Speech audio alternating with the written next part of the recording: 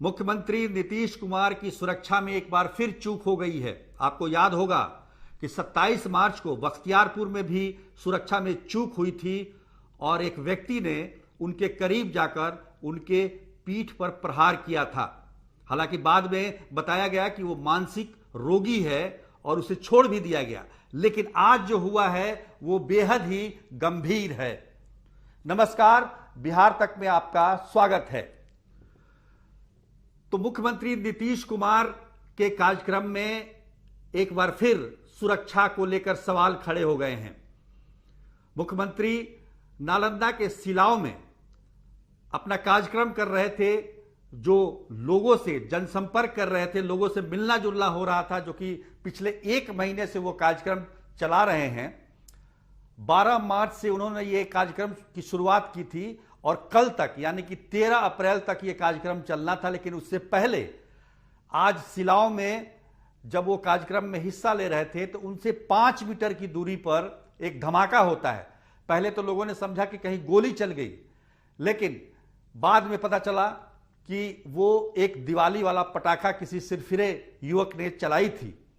अब सवाल ये उठता है कि मुख्यमंत्री जहां जाते हैं वहां सुरक्षा का व्यापक प्रबंध किया जाता है, मेटल डिटेक्टर लगाए जाते हैं, तो आखिर कैसे वो व्यक्ति विस्फोटक लेकर घटनास्थल तक आ गया, उस कार्यक्रम स्थल तक आ गया, ये एक बड़ा सवाल है।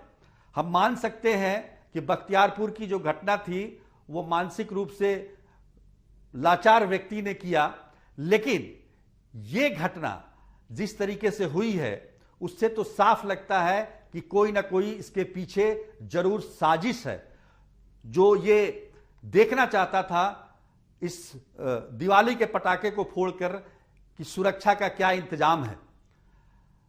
ये जब घटना घटी उस समय मुख्यमंत्री लोगों से मिल रहे थे, उनकी अर्जियां ले रहे थे, उनकी जो शिकायतें थी वो सुन रहे थे, और उसी दौरान ये घटना घटती है जिससे पूरे जो जहां पर यह कार्यक्रम हो रहा था अफरा तफरी का माहौल हो जाता है। हालांकि तुरंत सुरक्षा कर्मियों ने उस युवक को दबोच लिया, उसे गिरफ्तार कर लिया गया है, उसे पूछताछ की जा रही है। पर सवाल यह है कि आखिर वो विस्फोटक लेकर अंदर आया कैसे, सुरक्षा में इस तरह की चूक हुई कैसे, यह सवाल इसलिए भी उठ रहा है क्योंकि इसी तरह के कार्यक्रम में महज 2 हफ्ते पहले घटना घटती है, तब भी सुरक्षा को लेकर इस तरीके से चूक हो जाए तो इसे कतई बर्दाश्त या माफ नहीं किया जा सकता है। भले ही मुख्यमंत्री नीतीश कुमार उस व्यक्ति को फिर माफ कर दें कि वो मानसिक रोगी है, वो नालंदा का इस्लामपुर का रहने वाला व्यक्ति है, उसको माफ कर दें, लेकिन इससे समस्या का समाधान नहीं है। ये जो स्थिति पैदा हुई है, जिस तरीके से मुख्यमंत्री की सुरक्षा को लेकर इसका व्यापक प्रभाव भी पड़ता है। आपको पता होगा, हमने बताया भी था कि 27 मार्च को बिहार के पूर्णिया में एक कार्यक्रम हो रहा था, बॉलीवुड के एक बड़े स्टार आए हुए थे, और उस समय जब पता चला कि मुख्यमंत्री पर हमला हो गया है, उनके पीठ पर किसी ने प्रहार कर दिया है, वो स्टार बीच कार्यक्रम छोड़कर चले गए। तो प्रभाव यह पड़ता है, केवल मुख्यमंत्री एक सिंबल है जो सुरक्षा, अगर वहां पर सुरक्षा वो सुरक्षित नहीं है तो फिर आम जनता कैसे सुरक्षित होगी, कैसे सुरक्षित महसूस करेगी, ये सवाल उठता है।